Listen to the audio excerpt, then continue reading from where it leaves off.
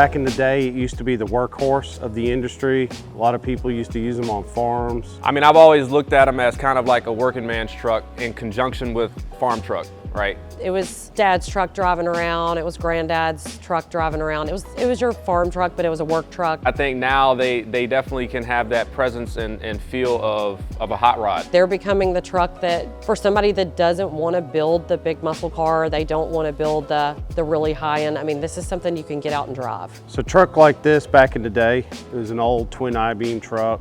The steering was very loose. You had to drive the vehicle to keep it in the lines, and they were old technology.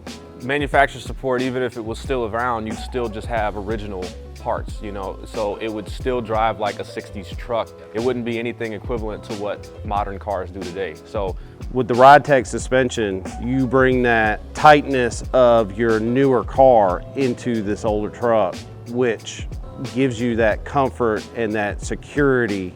The modern suspension, coilover suspension, it just gives the truck the confidence of driving like you would in a new vehicle in something old. The best parts about this is you're cruising down the road at 60, 70 miles an hour with a good drivetrain and a good gear setup in this thing. It just hugs the road and just does what you want it to do. I'll take it from my client's point. The joy of seeing them actually be able to drive their trucks that they thought they'd sit in the garage forever, or they thought they'd rot, and now they're getting them out and they're driving them. And they can take them out and have fun with them. I mean, if it's a cars and coffee, if it's a cruising. I mean, it could definitely serve as daily driver duties, but it also could serve as just that weekend cruiser.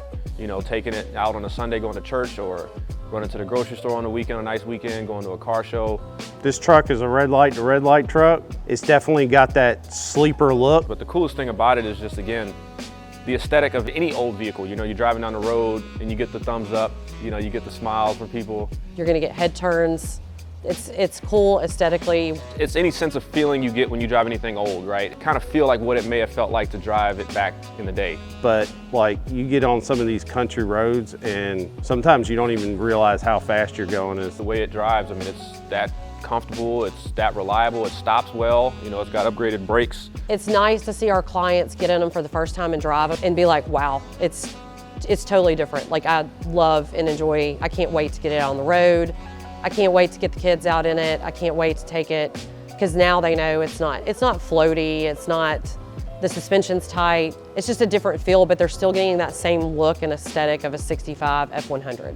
The amazing thing about this truck, it's got 515 horsepower under the hood. And when you take off out of a hole shot in this thing, it is so straight when it launches. It does probably a 50-foot burnout, and it just hooks up and it's straight. It doesn't do anything crazy. It's there and it takes off, and it's just an amazing ride.